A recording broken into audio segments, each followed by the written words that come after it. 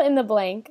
You're not getting any younger, so figure out what you love and start a side hustle where you can make money doing it.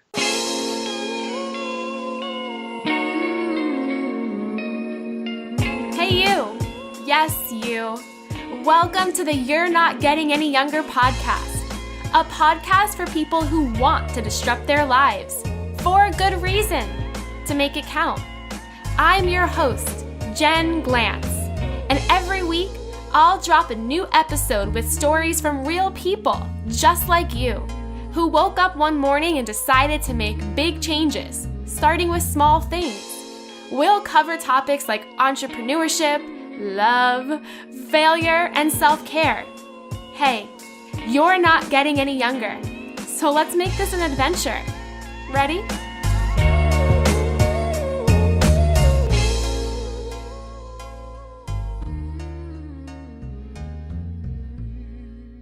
Hey, any youngers. Happy New Year.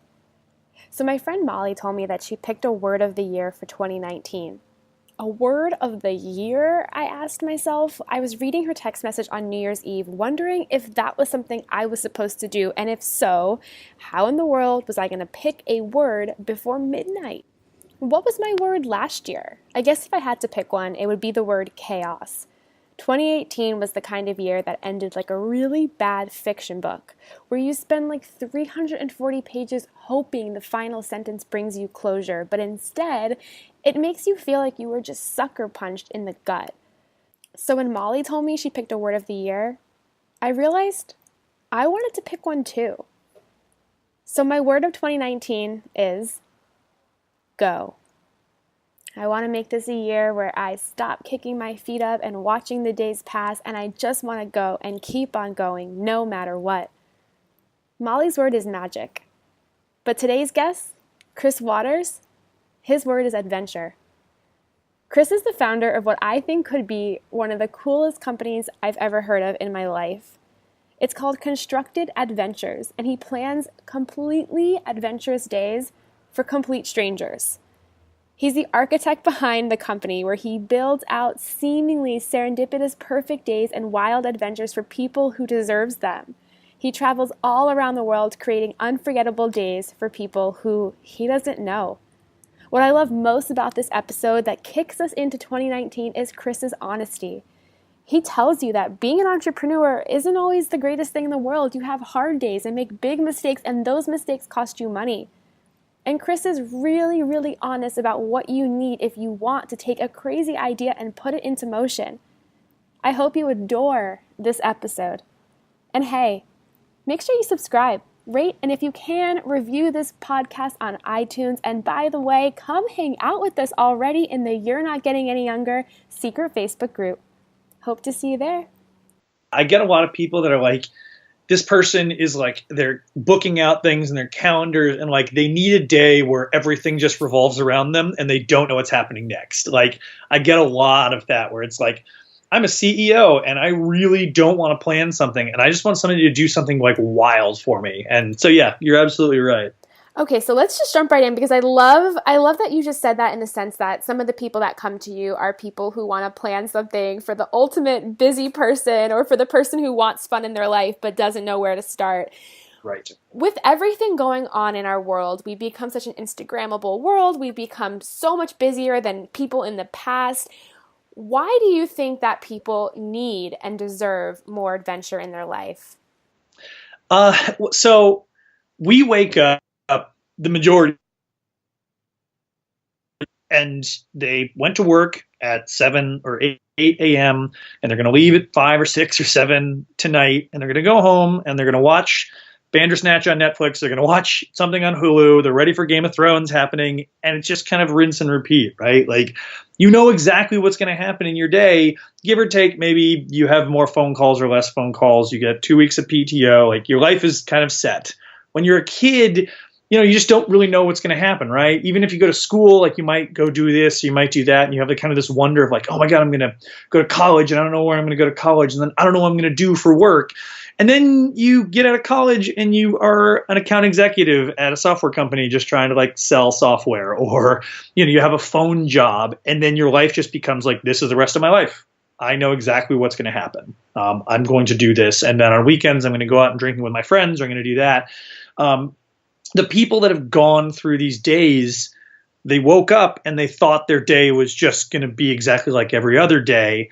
And then they hit the grocery store and a stranger came up and said, happy birthday, I was instructed to give you this, follow these directions. And then they open this wax sealed envelope just for them. And it says, put these groceries down. You're actually getting in a limousine that's pulling up right outside. There's a different thing that's happening today. And then they just like, it just is an automatic excitement. And they go through this wild day. And then every other day for the rest of their life, they're like, hey, you know what? One day I got intercepted at the grocery store and a limo pulled up and I went through this crazy wild day. And who's to say it doesn't happen again? And so it kind of gives people kind of that hope that they need, that something special or spectacular could happen in what kind of can become a very mundane adult life. Okay, we are totally going to talk all about Constructed Adventures, your business, but I love how you're talking about something that I like to call a change agent, a moment where you just realize this is how my life is, but it could be different. So tell me about you, Chris. Were you the kind of person who was skydiving, bungee jumping, creating all these adventures in your life? Or did you have a moment where you realized I'm climbing some kind of corporate ladder and I'm having enough of this? Yeah, that was exactly it. I graduated and I worked nonprofit with kids and I loved it, but I really didn't like not making any money. It was rough. And so I went to the corporate life. And I was a guy that was always telling people, like, I am a human being that's not meant to sit behind a desk and get yelled at on the phones. And I would always be that one in the corporate office that would put googly eyes on every picture, or, you know, Easter would roll around and I'm like, I'll spend $50 and like fill a bunch of Easter eggs up with candy and like $1 coins and hide them throughout the office because that's fun. I like to do that kind of stuff. I like to make life interesting and, you know, kidnap friends on their birthday and set up a whole scheme, you know, some ultimate surprise party. That was always what I did. And I realized that that was a lot more fun than, you know, your average just phone job. For sure. And you decided, okay, I want to start this business called Constructed Adventures. Walk us through the thought process of how you said, I'm going to plan these crazy adventures for people. And not only that, I'm going to turn it into a business. Okay. Are you ready for the ultimate origin story? Oh, I can't wait. Okay, perfect. Are you familiar with the website Reddit? Of course, I live on that website. I love that website. They love me. I actually just visited the Reddit offices. For your listeners who are maybe not aware of Reddit, it's like the seventh most visited website in the world. It essentially is a whole bunch of sub communities. There's a subreddit for everything. Minnesota Vikings fans, people that live in San Diego, every political preference you could have, you know, corgi butts, everything has a subreddit. And one of the subreddits is Secret Santa, where 100,000 people sign up every year. It's the Guinness Book of World Records largest anonymous gift exchange. And you get somebody in the world and somebody else gets you, and you quote unquote stalk them and you ship them a gift that you think they're going to like. Bill Gates does it. Ellen has done it. Snoop Dogg, celebrities, random people. Some people just don't get anything. I think the recommended spend amount's like $20. Some people get sent on cruises. And it's something I've been doing for a long time. I look forward to it every year. And back in 2015, I looked up my giftee, my person I was sending to. I think the matching happened the Monday after Thanksgiving. And he lived 21 minutes away from me. And I was working for a software company, and I was hosting a weekly poker game, and I just had a lot of money. And I was like, you know what? I'm going to build this guy and his girlfriend this like ridiculous treasure scavenger hunt, whatever you want to call it, this ridiculous like date adventure to find my gift for him. And so I just started, and I started thinking of like, what are some really cool things I could do for him? And I started trying to recruit friends that wanted to help. And I'm like, hey, do you want to hand off a wax sealed envelope to an internet stranger in 2 Sundays from now at the top of the Camelback Mountain or one of the mountains in Scottsdale, Arizona? And so I kept coming up with better ideas. And at this point, I'm like, all right, I'm already spending $400. What's $450? You know, like what's $500? And someone who's now a very good friend of mine, who is very entrepreneurialistic. I met him because his girlfriend was like, yeah, I think my boyfriend would like to help you with this. And so he agreed to wake up at 7:30 in the morning on a Sunday in December in Scottsdale and hand deliver a century-old optometrist suitcase to an internet stranger. And I took him out to breakfast during the day when my giftie was him and his girlfriend were at the zoo, and I knew they'd be at the zoo figuring things out until their lunch reservation at 11:30.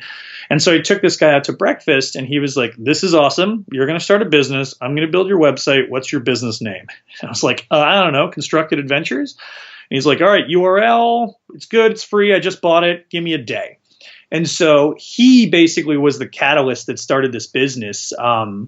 I consider myself kind of an artist masquerading as a businessman now, and I figured it out. I figured out how to market and sell myself and the businessy side of things, LLCs and bank accounts and all that jazz. But I would have never been able to do it without help. And so he was the one that did it. He was that catalyst that springboarded me into having this side hustle that I then built for 2 years and jumped ship October 2017 to a full-time job. Okay, this is the most incredible story in the entire world because Thank you. It's almost like, and I think a lot of the best businesses out there, the coolest, the most innovative, are accidents. They're things that you don't wake up on a Monday and say, I'm going to make this a business. They're things you almost start doing, living, breathing, and they become your future in that sense. So in that moment when he said that to you, did you have any doubts in your head? Did you feel like this was crazy? Did you feel like, yeah, but, or did you just say, why not? It was exactly that. It was a why not. I'd had other people that kind of mentioned it, you know, those same poker buddies that inadvertently financed this first adventure. They financed my business. They were the same ones that are like, this is a really cool idea. And I remember there was only one person that was just like, why would you do this? And he's since then completely eaten his words. You know, he came back after the business blew up on Reddit and everything started and all that. And he was like, yeah, you were right. This was a great idea and people love this. And so the response has been really, really overwhelmingly positive. And so it was one of those where just, yes, let's do it. This is another option for me. I think it's also great that you didn't have a business background. You weren't an entrepreneur from the start. You just walked into this and opened the door and started. What were some of the things that you wish you knew back then that maybe cost you mistakes or made you fail? Like, what were some of those initial things that you wish you knew then? Oh, God. I have a lot of other kind of creatives that reach out and I'm like, oh my God, don't ever do anything for free again. Like, I think creative people have a tendency, and I'm sure you've probably realized it too, because you are a very creative person from what I have looked at and researched. But a lot of people are like, this is fun, so you should do it for free. And, you know, initially you're like, okay. And then it took somebody to be like, wait a second. No. He doesn't get out of bed for nothing. Like he is coveted and he is worth it, and you are going to pay him the money that he deserves. And so figuring out pricing initially was really big, and just like how to do business and how to try to automate the business-y things. I'm happy that I didn't know anything, and I'm happy the way that I've learned it, because I feel like if I tried to take off too quickly, I could have sputtered out. And so everything ended up working out the way that I was hoping and at the pace that I needed it to be.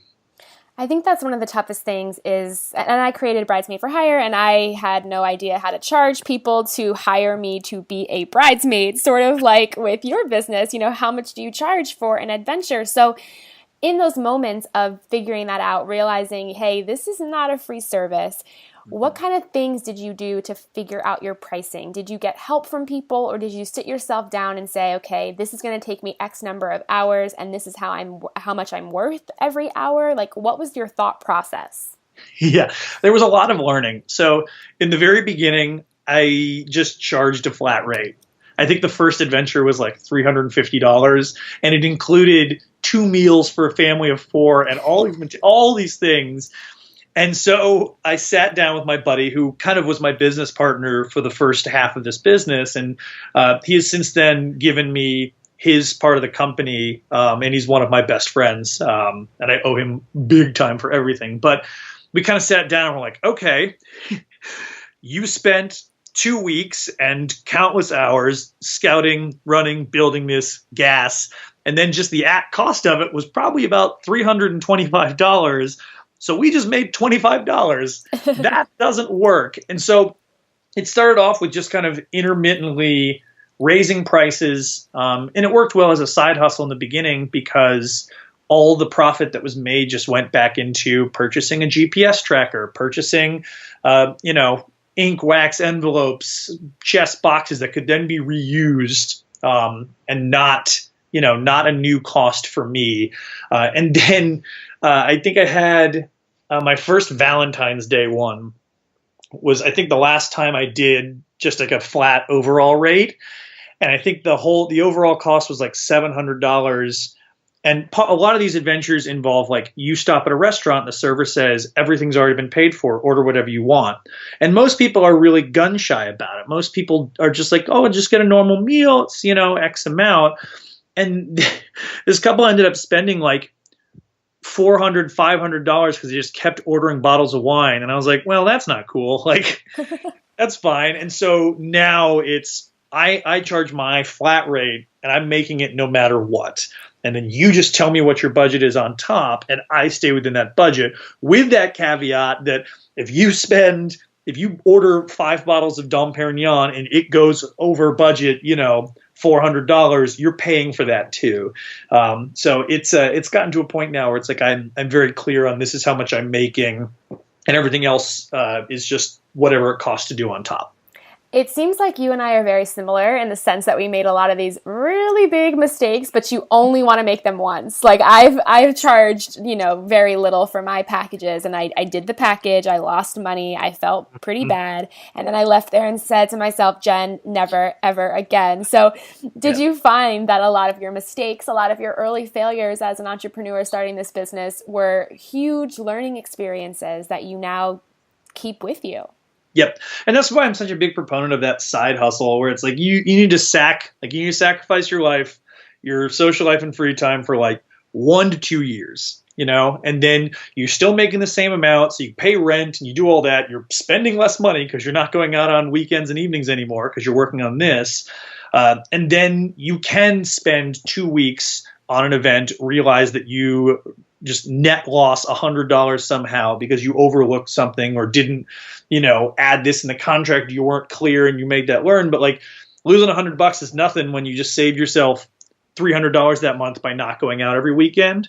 And so it ended up working out really well, where I was able to kind of learn at my own pace, figure out the little mistakes that I made. And every adventure I do, I go back and I'm like, you know what, I should add this into the contract so everybody's clear. This should be one of the talking points when I'm talking to a client, just to make sure that they're aware. And as I try out new avenues, I can build off the mistakes that I made. I think exactly what you're saying is something that a lot of entrepreneurs are not saying, which is that success is just a series of mistakes. And it's so true. You've been doing this for quite some time, but you're still making little tweaks here and there. And I think that's the best way to go about business, rather than trying waiting until everything is perfect before launching and then realizing you're still going to make a ton of mistakes, right? Yeah, I just had a conversation with someone who's going to start. He's starting a business where he ships like a safe to you, and it's a whole puzzle where you have to get the safe open, which I think is such a brilliant idea. And he thinks he needs all this, like an LLC and all that. And he said, you don't get your ducks in a row. You just start, because it's like, and I don't have kids, so it's probably not the best example, but it's like you always hear people that have kids that are just like, you're never ready to have kids. You just kind of have them and you go from there. It's kind of the same thing with a business, where it's like, it's never going to be perfect. You're never going to have the LLC. You're not going to have all this. Like, just get started and just do it. And stuff will just kind of fold out and lay out as it needs to happen. And you realize, like, I should spend the next 2 days really focusing on this because this is a glaring kind of red flag. And then you can do that. But trying to figure out that that's going to be a red flag a year in advance when you haven't launched anything is unnecessary. Just start. Amen to that. Throughout this whole process, your life has changed. You quit your job, and recently you ditched your lease on your apartment because you travel so much. So what has it been like to go from full-time job, security of an apartment, to entrepreneur, CEO, living on the road? What has that change been like? So it's wonderful and stressful at the same time.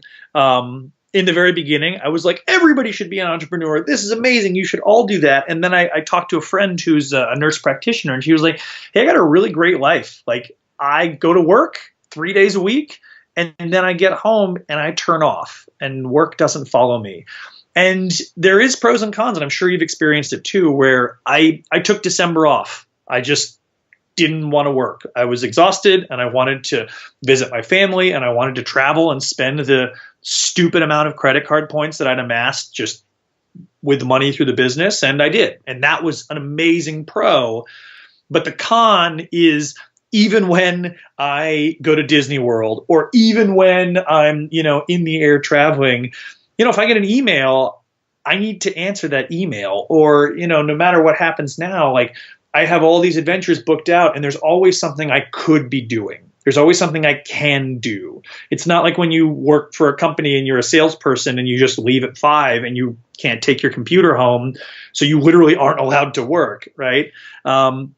It's wonderful and also stressful, and I think most people should try it. It's definitely worth having because it's allowed me freedoms I could have never had. But it is definitely not perfect, and it's not without its stresses, and you also have to make those sacrifices, in my case, having a home. Yeah, I mean, thank you for not painting this as being magical, because I think sometimes people who are not living this life are like, oh my gosh, you live out of a suitcase, you move around, and oh, you don't have a full-time job, you probably just work a couple hours and then hang out. But you really summed it up in saying that when you are an entrepreneur, when you are the one paying all your bills with all your money that you're earning that month, there's always something that you can be doing. And when you're not, it's not like your internal dialogue is, oh, Chris, just have fun. It's, you feel guilty, right? Like, how do you turn off that guilt that you feel? Surfing. Surfing is the one way that I just shut off my brain, because it's like, if you don't focus on this, you could die. Like, Yeah. your board could knock you out or something like that. And so that's where I go out and just completely turn off. But otherwise, it is that, I just always kind of occasionally checking my phone, making sure that there isn't something that needs to be answered very quickly. But that also comes with learning. I'm getting better at handling my clients, where, somebody signs a contract for me to do an event for them in September 2019. And it's like, we don't need to talk for like 6 or 7 months, and really establishing that, and just like checking in periodically, where it's like, there's nothing to do right now. I have 14 adventures before yours. You're a blip on the radar right now. And getting better, because I've had people that would cancel on me because they were expecting me to be holding their hand all this time. And now I'm just getting better at being like, hey, we don't need to talk. Totally fine. The big points that need to be reserved are already locked down. The little things happen 1, 2, 3 weeks in advance, and we'll be fine. So, yeah, it's just trying to find that balance, and, taking time too, because a lot of entrepreneurs love to be like, I work 14 hours a day, 7 days a week for the last 3 years. And you're like, you're going to burn out. Yes. And you're going to completely quit, and you're going to want to kill yourself because you're no longer having fun. So finding those times when you can really like put a notification on and be like, hey, I'm going to Vegas, or I'm going off the grid. Or in my case, my big goal of 2019 is to use my business as a springboard to check off my bucket list. So one of my bucket lists is to play the ukulele on the beach in Hawaii as the sun goes down. Lucky me, I'm doing an adventure in Kauai. I fly out in a couple days. I'm running the event. I leave on the 6th. The adventure's on the 14th. My flight back is until the 19th. And so I'm going to relax for those days, because, my trip to Hawaii is paid for. I just need to pay for those extra couple days with a little Airbnb and take that time to enjoy myself. Because most of the time I'll finish an adventure, and then the next morning at 7 a.m., I'm on a plane to the next location to do the next adventure. And so that's the nice thing about just booking out. Being able to raise my prices allows me to take a little bit of time, do 1 or 2 less adventures a year, to be able to enjoy it a little bit more, enjoy utilizing this engine that I've built. I love that. And I was researching you, and I found that you say your goal has always been to inspire others to do amazing things. Why does that matter to you so much?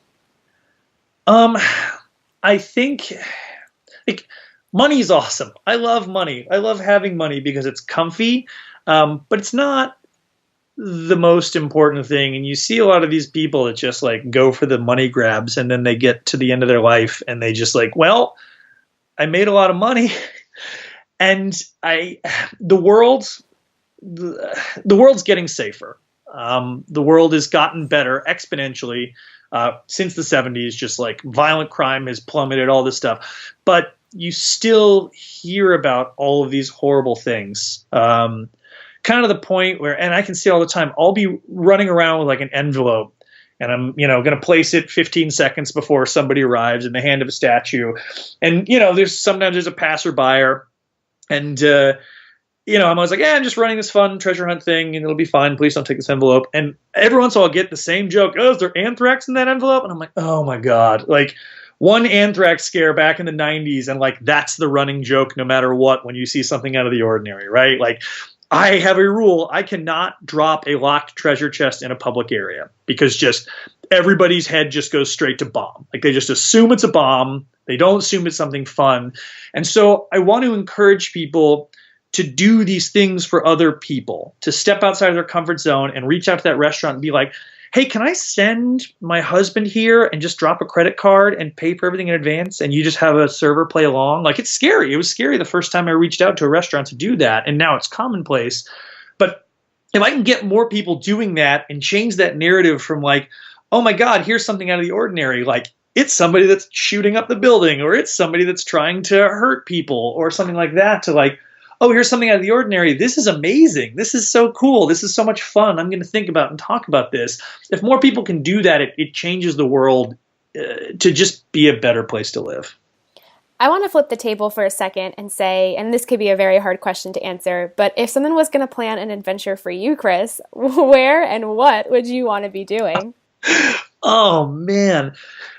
God, that's a great question. Because I immediately want to default to like, the way that I build these adventures is like, what's the coolest thing I could possibly, like, what would happen to me where I'd be like, oh my God, this is amazing. And then how can I do that for someone else? Right. Oh God. I have never thought about what would be perfect for me because it's always about what would be perfect for this person.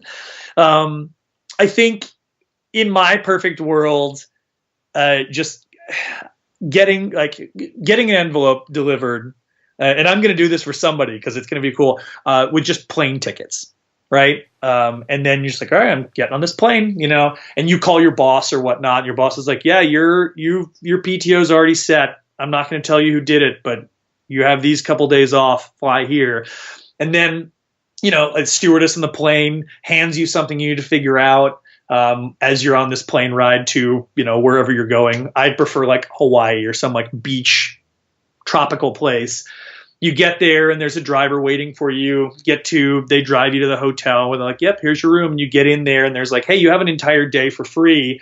You go out and explore the next day. And then the following day is like, this is what's happening. Like you need to find this place and be here at 9 a.m. And it's just kind of this fun adventure exploring like a new foreign city, preferably in like a tropical beach environment. But something that involved like free diving would be really fun, like diving down to get some type of chest, or something tropical and remote could be just so cool. I love it, Chris. I have one more question for you. Are you ready? Yes. Fill in the blank. You're not getting any younger, so figure out what you love and start a side hustle where you can make money doing it. I love everything about that, Chris. Please tell our listeners where they can learn more about you, Constructed Adventures, and contact you if they want to have some fun. Yes. So my website's exactly what it sounds like, Constructed Adventures. So it's constructed past tense, adventures plural. Though honestly, if you Google like any semblance of that, you'll probably get something. Instagram, Constructed Adventures. I think it's all one word. Facebook's the same thing. There might be an underscore in there, but once again, I mean, if you just get started typing Constructed Adventures, you'll probably find me.